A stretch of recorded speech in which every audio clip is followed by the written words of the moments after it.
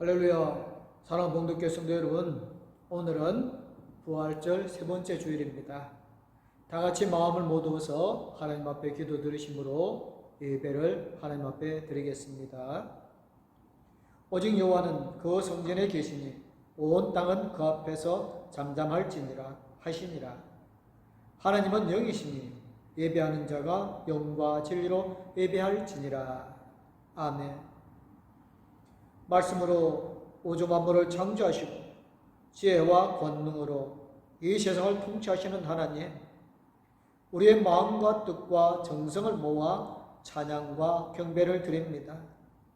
만왕의 왕이신 주여, 이곳에 오셔서 우리가 드리는 예배를 흠양하시고 홀로 영광받아 주옵소서. 오늘도 내를 삼하는 모든 성도들에게 진리의 말씀을 들려주시고 상하고 찢긴 마음에는 하늘의 평안과 위로를 더하여 주옵소서. 그래야 예배하는 저희들을 성전들에 심긴 나무처럼 풍성한 열매를 맺게 하여 주옵소서. 예수님의 이름으로 기도드리옵나이다. 아멘. 주시는 말씀은 누가복음 24장 28절에서 35절 말씀입니다. 주신 줄 알고 제가 봉독하여 올리겠습니다. 그들이 가는 마을에 가까이 가매 예수는 더 가려 하는 것 같이 하시니 그들이 강권하여 이르되 우리와 함께 유하사이다. 때가 저물어 가고 날이 힘으로 기울었나이다 하니 이에 그들과 함께 유하러 들어가시니라. 그들 함께 음식 잡수실 때에 떡을 가지사 축사하시고 떼어 그들에게 주시니 그들의 눈이 밝아져 그인 줄 알아보더니 예수는 그들에게 보이지 아니하는지라. 그들이 서로 말하되 길에서 우리에게 말씀하시고 우리에게 성결 풀어주실 때에 우리 속에서 마음이 뜨겁지 아니하더냐 하고 곧 그때로 일어나 예루살렘에 돌아가 보니 11 제자 및 그들과 함께한 자들이 모여 있어 말하기를 주께서 과연 살아나시고 시몬에게 오셨다 하는지라. 두 사람도 길에서 된 일과 예수께서 떡을 떼심으로 자기들에게 알려주신 것을 말하더라. 아멘. 다 같이 마음을 모두어서 찬송가 257장 찬양을 하나님 앞에 드리겠습니다.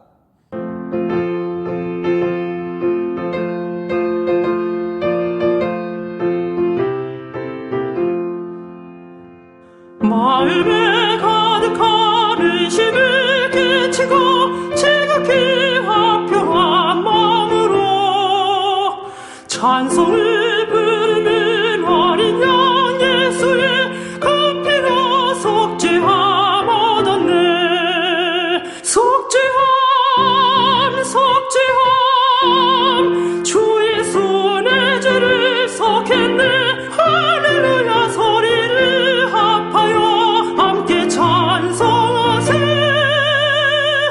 그 피로 속죄함 얻었네. 금이라 은같이 없어질 법으로 속죄함 받은 것 아니요. 거룩한 하나님 어린 양 예수의 그 피로 속죄함 얻었네. 속죄함 속죄함 주 예수 내 죄를 속했네. 할렐루야 소리를 합하여 함께 찬송하세. 그 피로 속죄함 얻었네. 나 같은 죄인이 용서함 받아서 주 앞에 옳다함 얻으면 확실히 믿기는 어린 양 예수의 그 피로 속죄함 얻었네. 속죄함 속죄함 주 예수 내 죄를 속했네. 할렐루야 소리를 합하여 함께 찬송하세. 그 피로 속죄함 얻었네.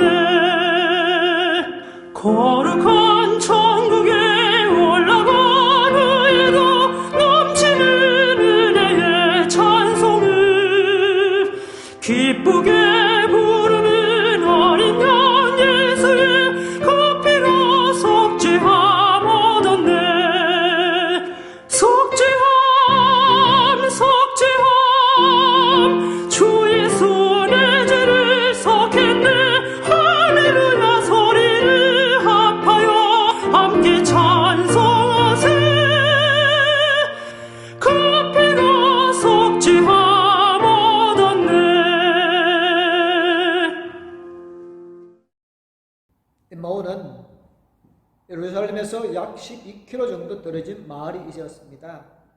12km라면 걸어서 3시간 정도 걸리는 거리니까 그리 먼 거리는 아니었습니다. 오늘 말씀은 마침 그날이라는 말로 시작하는데 그날은 예수님이 부활하신 바로 그날을 말하는 것입니다. 그때 예루살렘에서는 예수님이 부활하셨다는 소식이 사람들 사이에 퍼지고 있었습니다. 막달라 마리아와 요한나와 야곱의 어머니인 마리아가 예수의 무덤에 가서 무덤에 비어있는 것을 보았고 천사들에게서 예수님이 무덤에 계시지 않고 살아나셨다는 소식을 듣고서 11 제자와 그 밖의 모든 사람들에게 이 모든 일을 알렸습니다. 하지만 그 말을 들은 사도들은 이 말이 어처구니 없는 말로 들렸기 때문에 여자들의 말을 듣지 않았습니다. 하지만 베드로는 무덤으로 달려가서 무덤이 비어있고 시신을 감았던 삼배만 놓여있는 것을 보고 이상하게 여기면서 집으로 돌아갔습니다. 예수님이 부활하셨다는 소문은 퍼지고 있었지만 아직 부활하신 예수님을 본 사람은 없었던 그때 예수님의 제자들 가운데 2사람이 자기들이 집에 있는 엠마오로 가고 있었습니다. 이 사람들이 언제부터 예수님의 제자가 되었는지는 알 수 없지만 집이 엠마오인 것으로 보아서는 예수님이 갈릴리에서 더 전도하실 때부터 예수님과 동행했던 것은 아닌 것 같고 아마도 예수님이 예루살렘으로 오시는 도중에 엠마오 근처를 지나실 때부터 예수님의 일행에 합류해서 예수님이 예루살렘에 들어가실 때 함께 호산나 외치고 예수님을 따르다가 예수님이 십자가에 달려 돌아가시니까 실망해서 다시 집으로 돌아가는 중이었던 것으로 보입니다. 이들이 예수님의 일행을 뒤늦게 합류했다고 해도 예수님에 대한 이야기를 듣고 예수님에게 기대를 가지게 된 것 그보다 훨씬 먼저였을 것입니다. 그들이 생각하는 예수님은 하나님과 모든 백성 앞에서 행동과 말씀에 힘이 있는 예언자였고 그분이야말로 이스라엘을 구원하실 분이라는 것을 알고서 그분에게 소망을 걸고 있었습니다. 그런데 그랬던 분이 그만 십자가에 죽고 만 것입니다. 그것도 대제사장과 지도자들이 그를 넘겨주어서 그렇게 되었습니다. 그런데 이 사람들에게 한 가지 의아한 점이 있었습니다.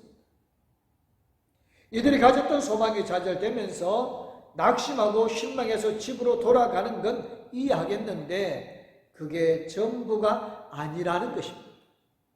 이들 역시 예수님이 부활하셨다고 하는 소문을 알고 있었습니다. 예수님을 따르던 여인 몇 사람이 새벽에 무덤에 갔다고 예수님의 시선을 찾지 못하고 돌아와서는 천사들의 환상을 보았는데 천사들이 하는 말이 예수님이 살아계신다고 했다는 것입니다. 그 말을 듣고 제자들이 예수님의 무덤에 가서 여자들이 말한 것이 사실이라는 것을 확인한 것까지 이들은 알고 있었습니다. 그런데도 그들은 실망했던 마음을 돌이키지 않고 그냥 집으로 가버린 것입니다. 다른 제자들처럼 이 2사람도 여인들의 말을 어처구니 없는 말로 생각하고 믿지 않았던 모양입니다. 아마도 예수님의 죽음 때문에 너무 충격을 받아서 이것저것 생각할 여유가 없었고 또 새로운 기대를 걸기에는 너무 지쳤는지도 모릅니다. 이들은 실망을 가득하는 채 집으로 가고 있었습니다. 그러면서도 이들은 일어난 그 모든 일을 서로 이야기하며 토론하고 있었습니다. 그때 이들에게 예수님이 가까이 가셔서 그들과 함께 걸으셨습니다. 깨어진 꿈을 안고 가는 길에 정체를 숨긴 예수가 동행하고 있었습니다.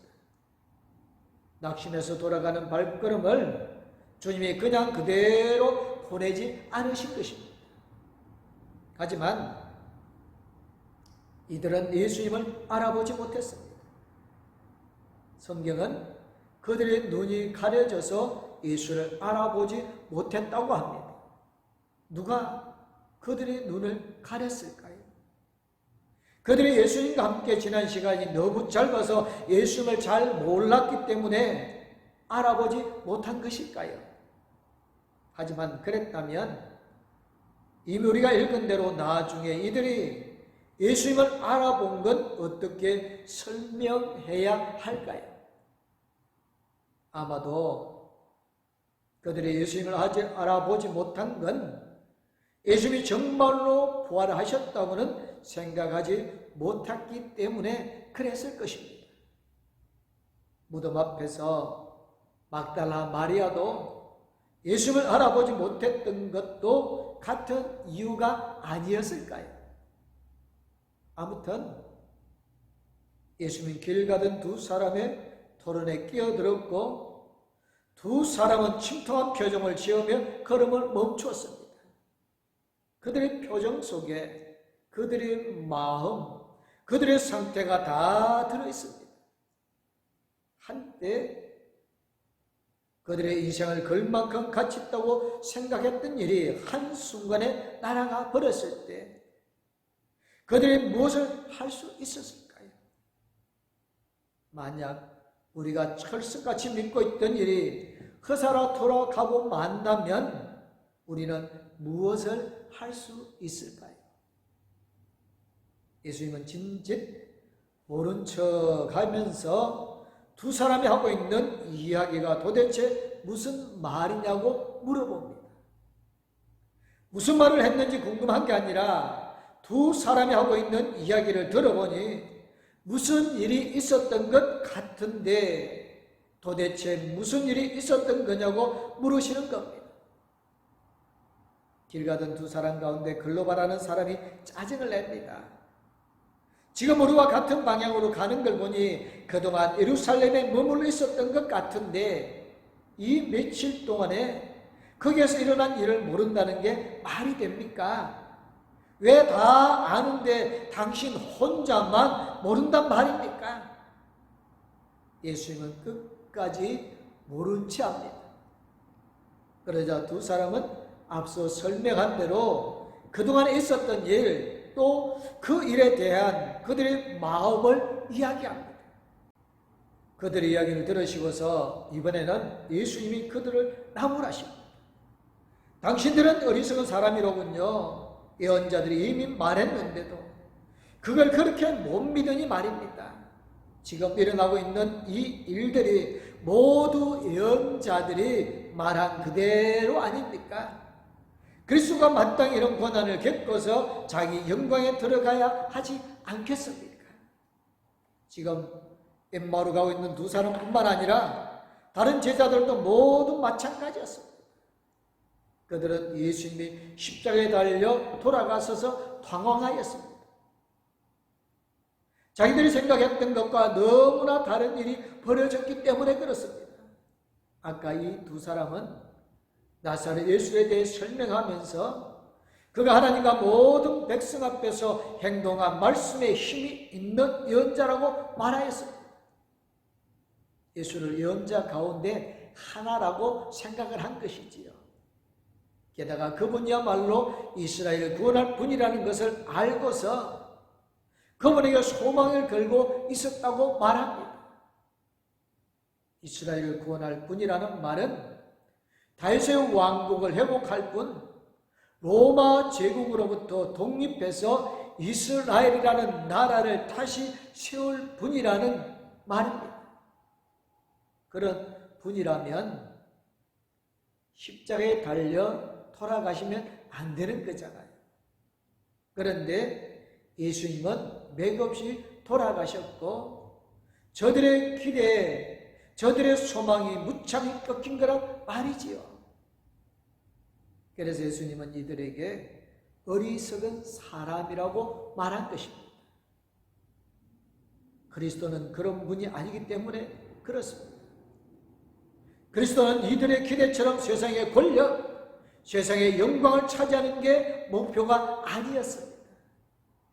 그러니 예수님이 그런 식으로 돌아가셨다고 해서 실패했다고 생각하거나 소망이 끊어졌다고 생각해서는 안 되는 거였습니다. 가끔 세상 일에 실패하고 교회를 떠나는 분들이 봅니다. 예수를 믿어야 별 소용이 없다고 하면서 신앙을 버리고 교회를 떠납니다. 오늘 엠마오로 가고 있는 두 사람이 바로 그런 마음이었습니다. 그들에게 예수님은 어리석은 사람이라고 말합니다. 예수님에 대해 잘못 알고 있었기 때문인데 이미 예언자들이 말한 것을 믿는 마음이 묻어져서 그렇다는 것입니다. 그리스도가 마땅히 그런 고난을 겪고서 그런 다음에 자기 영광에 들어가게 된다고 예언자들이 이미 말하여 주었는데도 그걸 이해하지 못하고 믿지 않는다는 겁니다. 사람들은 예수님의 고난까지만 보았습니다. 그리고 본 것만 믿었습니다. 고난 후의 영광을 보려고 하지 않았습니다. 고난이 끝이라고 생각했습니다. 그래서 실망하고 낙심하고 포기합니다. 고난이 과정이라는 것을 믿지 않습니다. 고난이야말로 영광으로 가는 과정이라는 것을 보려고 하지 않습니다. 끝나기 전에는 끝난 게 아닌데도 끝났다고 믿어버립니다. 예수님은 그렇게 믿고 있는 두 사람에게 모세와 모든 예언자에게서부터 시작해서 성경 전체에서 자기에게 가나에 써놓은 일을 설명히 하여 줍니다. 그러는 중에 두 사람은 엠마오에 이르렀습니다. 이제 두 사람은 자기 집으로 가게 됩니다. 예수님은 일부러 더 멀리 가려는 척하였습니다. 두 사람의 반응을 보려는 것이 없겠지요. 그러자 그들은 예수님을 붙잡습니다. 이제 저녁 때가 되고 날이 이미 저물었으니 우리 집에 묵으십시오. 그들은 예수님에게 저녁 식사와 잠자리를 제공합니다. 예수님은 두 사람의 초대에 기꺼이 응하십니다. 그런 식사를 나누실 때 예수님을 환대하는 두 사람이 아니라 예수님의 식사의 주인이 되십니다. 예수님은 빵을 들어서 축복하시고 떼어서 그들에게 주셨습니다. 이 장면은 금방 성찬식을 떠오르게 합니다. 예수님이 빵을 떼어서 주시는 모습, 저의 만찬에는 12제자들만 참석했을 텐데 두 사람이 이 장면에서 최후의 만찬을 떠올리지는 않을 수도 있었습니다. 하지만 예수님의 이 모습은 최후의 만찬에 참석하지 않았던 사람들이라도 평소에 예수님을 가까이서 본 적이 있는 사람이라면 익숙한 모습이었을 겁니다. 예수님은 늘 빵을 들어 하나님께 기도하고 축복하셨고 그 빵을 함께 있는 사람들에게 나누어 주셨습니다. 베세다 들판에서도 그러셨고 복음서는 예수님이 식사하시는 장면에서 여러 차례 이런 모습을 보여주고 있습니다. 두 사람이 그 모습을 보고서 예수님을 알아본 건 아닐지도 모릅니다. 성경은 그제서야 그들의 눈이 열려서 예수님을 알아보았다고만 합니다. 그들의 눈이 열린 게 하나님의 직접 개입하신 일인지 아니면 예수님에 대한 그들의 기억이 예수님의 모습을 보고 살아난 것인지는 알 수 없습니다. 어느 쪽이든 두 사람은 예수님을 알아보게 되어졌습니다. 하지만 바로 그 순간 예수님은 그들의 앞에서 사라지셨습니다. 이 장면은 무슨 신비한 현상이라도 일어난 것처럼 생각할 필요는 없습니다. 그건 별로 중요한 게 아닙니다. 이 장면은 우리에게 아주 중요한 것을 알려주고 있습니다. 두 사람이 그때 깨달았던 것, 그것을 우리도 깨닫는 것이 중요합니다. 두 사람이 예수님을 알아보았을 때 한순간에 예수님이 그들에게서 사라지셨습니다. 하지만 두 사람은 그 일에 대해서는 한마디도 하지 않습니다. 놀랍다고도 하지 않고 신기하다고도 하지 않습니다. 그들은 서로 말합니다. 길에서 그분이 우리에게 말씀하시고 성경을 풀이하여 주실 때 우리 마음이 뜨거워지지 않았습니까? 막상 그때는 잘 몰랐습니다. 예수님의 말씀에 빠져들어서였는지 아직도 실망이 가시지 않아서였는지 예수님의 말씀을 듣고 있는 동안에는 그들의 속에서 뭔가 뜨거운 것이 올라오는 것을 깨닫지 못하고 있었습니다. 그들의 마음이 뜨거워지지 않았던 게 아니라 미처 깨닫지 못했던 것입니다. 그리고 이제야 크게 기억이 났습니다. 우리도 그럴 때가 있지 않았습니까? 나중에 생각해 보니까 그때 내 마음이 크게 감동을 하였는데 막상 그때는 별로 느끼지 못했다거나 인정하고 싶지 않아서 무시했거나 그럴 때가 있지요.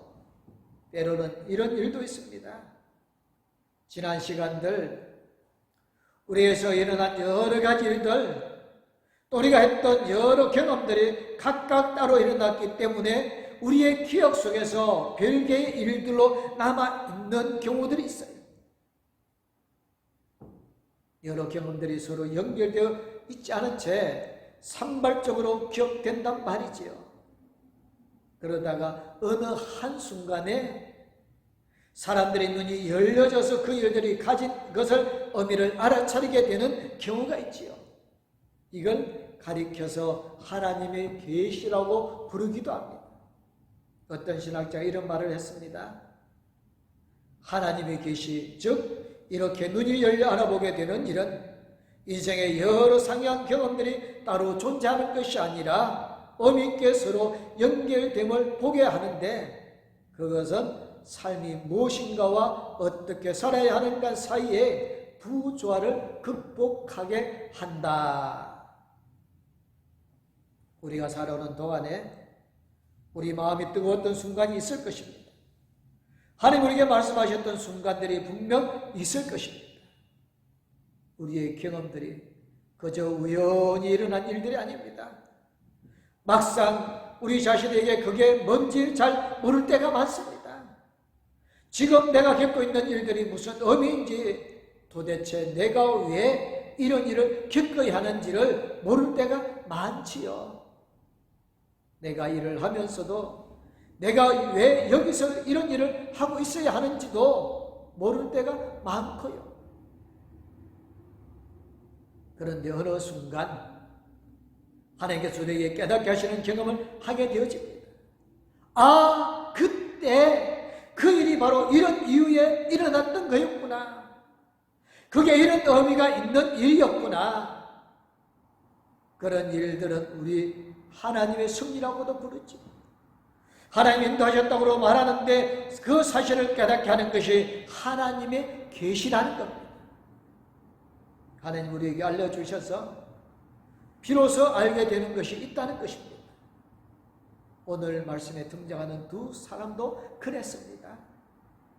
그들이 예수님을 따라서 예루살렘에 왔고 예수님과 함께 긴장되고 흥분되는 한 주간을 예루살렘에서 보냈고 하지만 마지막 순간 예수님이 십자가에 달려 돌아가시면서 그들이 경험했던 일들이 다 물거품이 되어서 산산이 흩어지는 것 같았는데 그들이 집에 있는 엠마오로 가는 도중에 예수님을 만나고 예수님이 설명해 주시는 것을 듣고 예수와 함께 승마차를 가지는 순간 하나님께서 그들에게 계시하셨어요.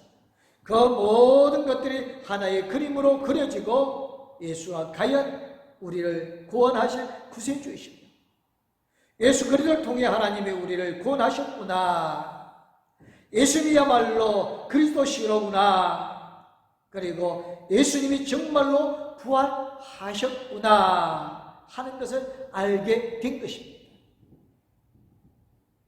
우리가 살면서 설명할 수 없고 우리 자신도 이해할 수 없는 일들을 많이 만나게 되어집니다.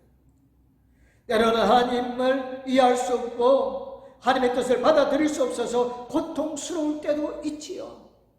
그런데 그 모든 일들이 아무 이유 없이 그냥 우연히 일어나는 게 아니라는 것을 하나님이 우리에게 알려주십니다.